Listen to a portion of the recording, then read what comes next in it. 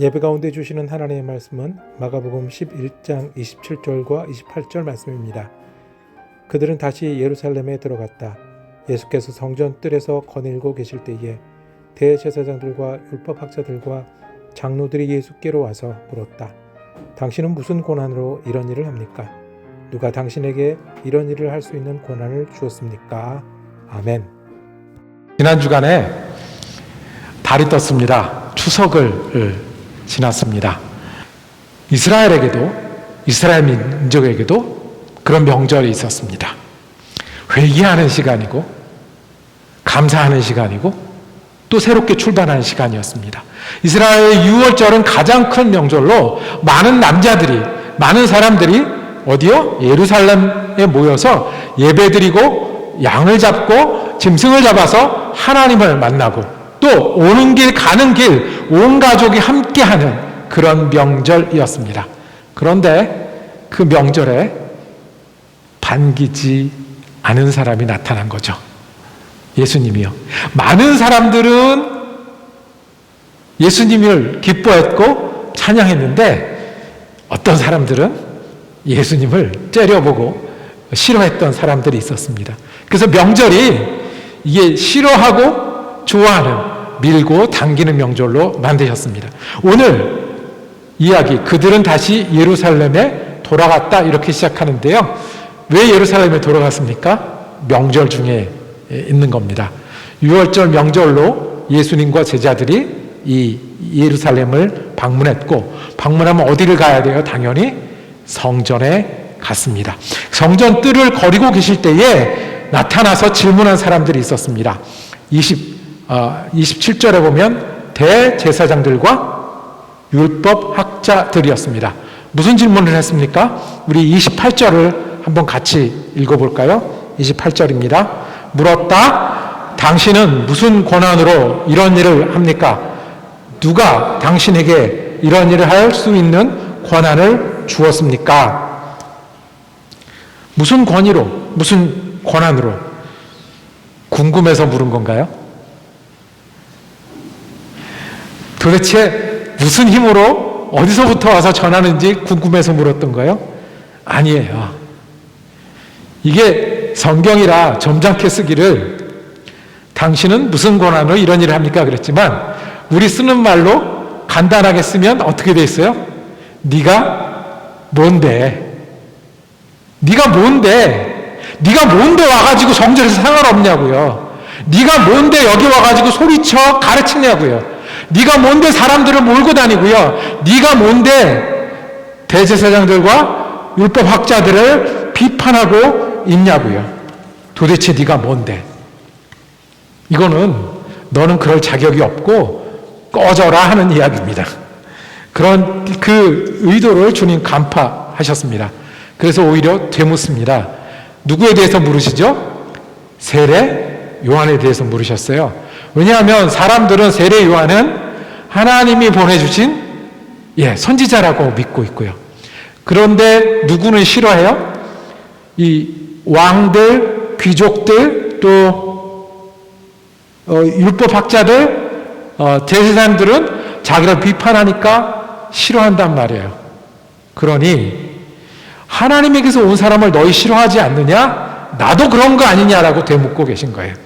그러니까 꼬리를 내리고 도망했습니다. 그들의 의도는 예수님이 뭐라고 그런지 들으려는 게 아니었습니다. 그들의 의도는 정말 예수님이 하나님께서 온 사람이고 뭘 가르치신지를 확인하는 게 아니었습니다. 그들의 의도는 뭐예요? 듣고 싶은 이야기가 있었어요. 예루살렘 성전의 주인은 제사장이니까 여기 와서는 제사장을 존중해야지요 라고 대답을 듣고 싶었던 거예요.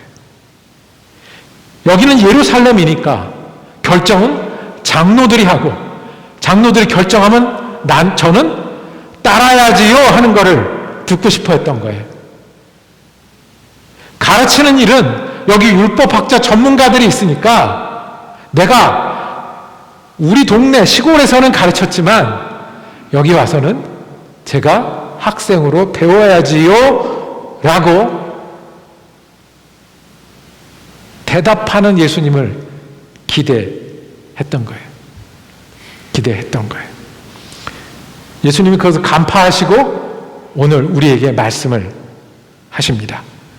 그런데 예수님이 그 자리에서 야단치고 싸우는 게 아니라 비유를 들어가면서 예수님이 주님이 되셔야 된다는 거 말씀하십니다. 우리가 예수님의 음성을 같이 듣기를 원합니다. 예수님이 누군데요? 우리에게 오시고 우리를 가르치시고 우리를 구원하십니까? 첫 번째, 예수님은 우리 주님이십니다. 믿음은 복잡한 게 아니고요. 믿음은 어렵고 단계가 있어서 한참 가야 되는 게 아니고, 믿음은 예수님을 주님으로 믿고 여기는 게 믿음이에요. 내 권한이 하나님께서 왔다라는 거, 예수님이 말하는 걸 듣는 게 믿음이고요. 그것을 믿고 따르는 게 믿음이에요. 누가 가르치세요? 예수님이 가르치십니까? 그러면 예수님이 주님이세요. 예수님이 인도하십니까? 그러면 예수님이 주님이세요. 예수님이 구원하십니까? 그러면 예수님이 주님이세요. 가르치는 자리에 내가 있고, 인도하는 자리에 세상이 있고, 구원하는 자리에 숫자가 있으면 그게 믿음이 아닌 거라고 주님은 오늘 말씀하고 계신 거예요. 주님은 이런 분이어야 한다고 믿는 게 아니고요. 주님이 이런 분이라고 우리에게 가르치시는 거예요. 주님이 위로가 되셔야 돼요. 힘이 되셔야 돼요. 소망이 되셔야 하는 게 아니라, 내가 주님을 어떻게 따르고 있습니까? 묻는 것이 주님을 주님으로 여기는 거예요. 내 마음에 드는 주님, 내가 이해하는 주님이 아니라 주님 마음에 드는 내가 어떤 나인지를, 그게 믿음이라는 거예요. 그래서 예수님이 설명하시면서 비유를 말씀하세요. 오늘 그 유명한 포도원 비유가 나옵니다. 정확하게 포도원 주인의 비유입니다. 우리 그 다음 장 12장 1절에서 2절, 12절까지 예수님께서 옛날 이야기를 하시듯이 들려주는 포도원 비유입니다. 1절에 이렇게 시작을 합니다. 어떤 사람이 포도원을 일구어서 울타리를 치고 포도즙을 짜는, 포도즙을 짜는 확을 파고 망대를 세웠다. 그리고 그것을 농부에게 세로 주고 멀리 떠났다. 이렇게 이야기를 시작을 합니다. 농부에게 세를 주고 떠났으니 추수철이 되면 그 소확한 거를 받으려고 있던 주인이 종을 보냈어요. 그런데 어떻게 해요? 때리고 능멸해서 보냈어요. 그 다음에 이런 경우가, 그리고 또 종을 보냈어요. 그 다음에 어떻게 해요? 똑같이 때리고 망신을 줘서 보냈어요. 그 다음에는 때리기도 하고 죽이기까지 했어요. 하다 포도원 주인은 어떻게 해요? 내 사랑하는 아들, 내 아들은 다 아니까 이 아들은 때리지 못하겠지, 이 아들은 죽이지 못하겠지, 그리고 이 아들은 어떻게 해요? 이 아들의 말은 듣겠지, 내 말처럼 듣겠지. 근데 그 아들을 어떻게 했어요? 죽였어요. 그 다음에 어떤 일이 벌어졌겠습니까? 오늘의 결론은 어떻게 하겠느냐? 주인이 와서 농부들을 죽이고 포도원은 다른 사람한테 주었다라고 말씀하시는 거예요. 자, 예수님이 지금 제자들도 듣고 있고요, 율법학자 그리고 대제사장이 있는데 이 비유를 말씀하셨어요. 그러면 여기서 농부들은 말을 안 듣고 자기가 포도원을 차지하려고 했던 농부들은 누구를 말하는 걸까요? 제사장과 율법학자들이에요. 자기가 주인이 아닌데, 자기가 율법이 주인이 아닌데 율법이 주인인 걸로 알고 있는 거예요. 자기가 이 성전의 주인이 아닌데 성전이 자기 걸로 알고 있는 거예요. 그러면 아들은요, 대신해서 와서 죽게 된 그 아들은 누구를 의미하는 거예요? 너희가 죽이려고 계획하는 예수님을 의미하는 거예요. 어쩌다가 이 사람들은 이렇게 됐을까요? 어쩌다가 이 농부들은 그렇게 됐을까요? 내 이익이 있는데 주인이 보낸 사람이 와도 그 이익을 놓을 수가 없는 거예요. 내 거라고 생각하니까. 꼬마 아이가 과자 하나를 주고 달라고 해도 주지 않아요. 실은 이 과자 하나 주면 그 다음에 과자 몇 개를 사줄 수도 있는데, 이 과자가 내 손에 있는데 내 손에 있는 걸 놓기 싫으니까. 그게 종들을 때렸던 농부들이었습니다. 내가 어저께도 여기서 일했고 내일도 일할 거니까 내가 주인처럼 할 수 있어. 습관이 되어버려서 그 다음에 온 종들도 때리기도 하고 죽이기까지 했습니다. 그러다가 진짜 자기도 믿어버린 거예요. 진짜 자기도 믿어. 처음에는 몰래 하고, 처음에는 휩써서 하고, 주인 건데 뺏기도 하고 안 보내기도 했는데 나중엔 자기도 믿어버렸네요. 이 포도원은 누구 거 이제? 내 거? 주인? 그런 소리 하지 마. 아들까지 죽였던 거예요. 예수님을 주로 믿는 거는 포도원 농부에서 돌이키라는 말씀을 듣는 겁니다. 율법을 연구했는데 그 율법이 내 건 줄 알았던 그 사람들에게, 성전에서 일하는데 그 성전이 내 건 줄 알았던 그 사람들에게 하나님이 주님이 되시고 하나님 보내신 주님이, 예수님이 주님이 되신다는 것을 기억하라는 말씀이에요. 내 시간의 주인이 누구십니까? 내게 24시간이 주어지고 내게 365일이 주어지면 그 시간이 내 겁니까? 내 만남의 주인이 누구입니까? 내가 좋아하는 사람을 만나고 싫어하는 사람을 째려보는 게 내 일입니까? 주님은 어디 계십니까? 주님이 가르치십니까? 주님이 인도하십니까? 내 마음에 드는 주님이 아니라, 내가 필요한 주님이 아니라 주님 마음에 드는 내가 있습니까? 이것이 주님을 주님으로 믿는 겁니다. 간혹 우리가 큰 병을 만날 때가 있습니다. 간혹 우리가 큰 사고를 만나서 위기에 처할 때가 있습니다. 그럼 우리가 제일 먼저 하는 질문은 왜? 왜 내가? 그리고 왜 나만? 그러다 조금 정신을 차리면 좀 억울할 때가 있어요. 아까울 때가 있어요. 그래도 내가 부지런히 살았는데, 그래도 내가 예수 믿고 살았는데 내가 왜 이렇게 큰 병을, 우리 가정에 왜 이런 일이, 그 다음은 억울함으로 넘어간다고 해요. 그 다음에요. 그 다음에 주님이 기억나요. 맞아. 생명이 내게 아니었지. 거기 누가 계셨지? 주님이 계셨지. 시간이 다 내게 아니었지. 억울한데 뭐가 억울한 거예요? 내가 원해서 내가 열심히 하다 억울한 거잖아요. 그거 하다 여기 온 거지. 지금 예수님은요, 율법학자와 제사장들에게 당신이 섬기던 하나님이 포도원 주인이라는 거, 당신이 연구하는 그 성경이 포도원 주인 거라는 거를 다시 되새기고, 이 말씀을 듣는 우리들이 우리의 포도원이 우리 게 아니라 거기 주인이신 예수님이 계시다는 것을 다시 믿으라고 우리에게 말씀하시는 일입니다. 세상은 내가 포도원의 주인이 되어야 된다고 얘기합니다. 세상은 안 보면 없는 거라고 얘기를 합니다. 그래서 잠 조금 더 편히 자는 게 중요하고요. 누구를 만났을 때 뭘 얻어내는 게 중요하고요. 내 얘기가 힘이 있는 게 중요하고요. 내가 좋아하는 사람들이 잘 되는 게 중요하고, 더 벌어야 되고 더 저렇게 합니다. 그런데 주님이 우리에게 말씀하십니다. 진짜 중요한 것은, 진짜 예수 믿음은 주님을 주님으로 여기는 거예요.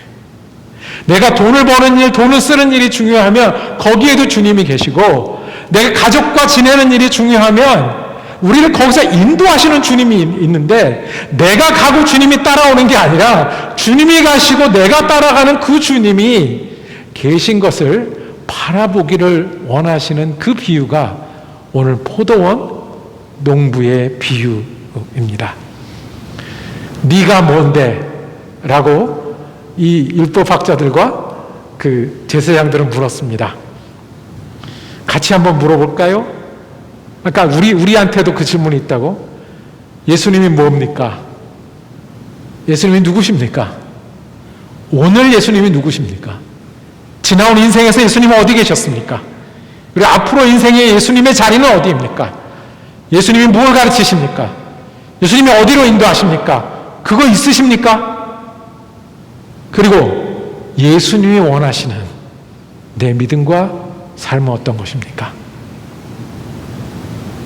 예수를 믿지 않는 사람은 네가 뭔데라고 계속 질문합니다. 우리는 믿음은요, 예수님이 우리 주님이십니다라고 답할 수 있는 것이 우리의 믿음입니다. 이것이 우리의 믿음의 시작이어야 되고 기초여야 되고 그리고 변치 않는 우리의 믿음의 목표여야 합니다. 그럼 두 번째로 예수님이 우리 주님이 되는 게 어느 순간에도 무엇을 주님이 되는 것이 믿음이라고 하면 그 다음엔 두 번째로 예수님을 따라야 합니다. 예수님이 주님이라고 하면 주님이 우리를 따르는 게 아니라 우리가 주님을 따라야 합니다. 예배가 중심이 되어야 돼요. 예배가 중심이 되어야 돼요. 우리 기운 딸리면 그래서 배가 고파서 허겁지겁 먹고 나면 한국 사람들은 하는 얘기가 있습니다. 역시 한국 사람은 무슨 힘이야?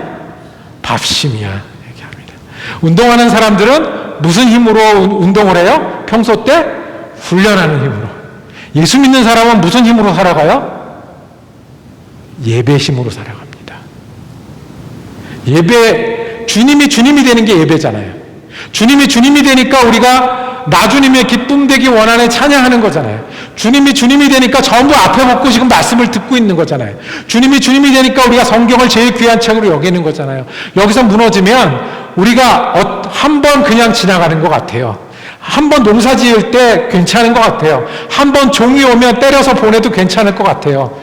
그러다가 우리의 근육이 다 빠져서 정말 움직여야 될 때 일어날 수 없는 것처럼 우리 예수 믿는 사람의 심은 예배심입니다.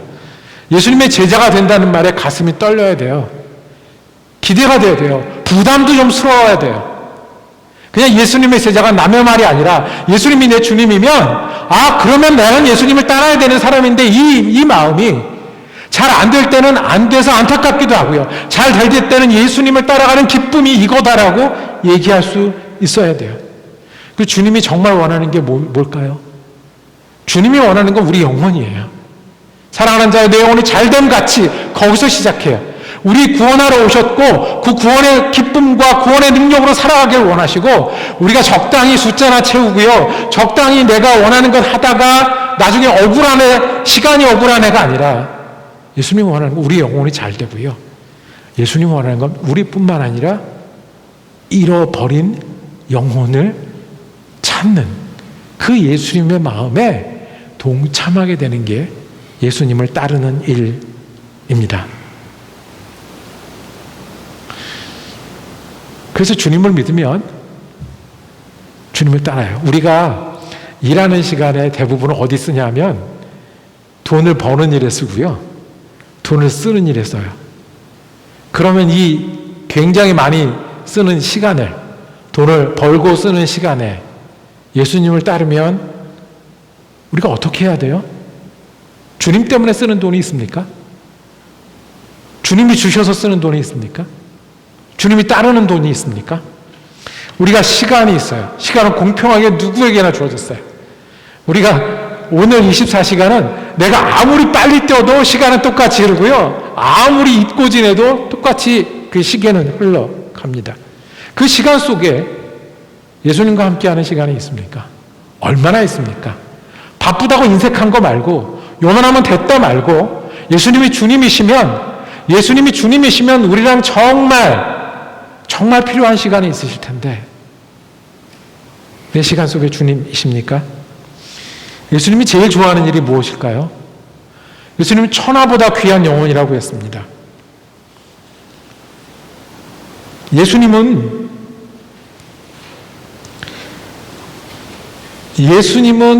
영혼과 자기 생명을 맞바꾸기 위해서 이 땅에 오셨습니다.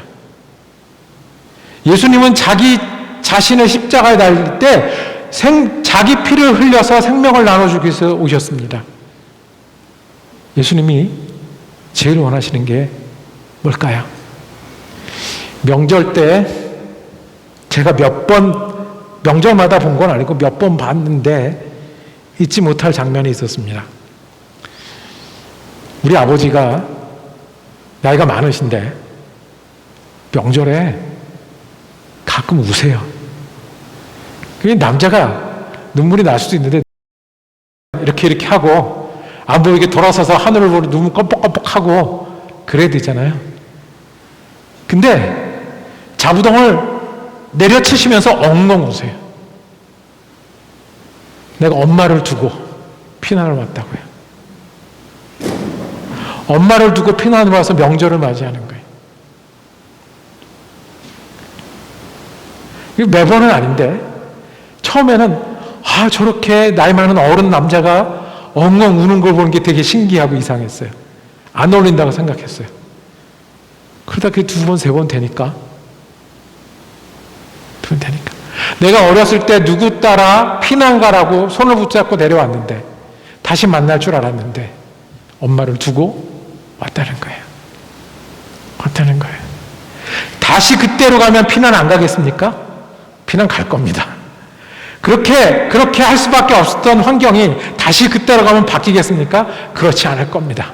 그건 맞아요. 예, 그때 피난 왔어야 되고 어쩔 수 없는 환경이 왔었어요. 그건 맞는데 그 가슴 속에 보고 싶은 엄마가 있는 건 사실인 거잖아요. 그렇잖아요. 저거는 내가 어떻게 해드릴 수 없는 거더라고요. 그거는 주위의 사람들이 어떻게 해드릴 수 없는 그게 있는 거예요.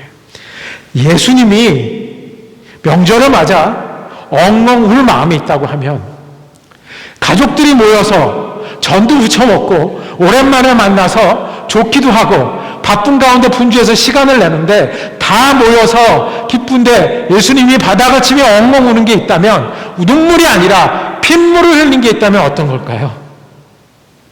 우리 다 알잖아요. 예수님은 한 영혼을 천하보다 귀하게 여겨요.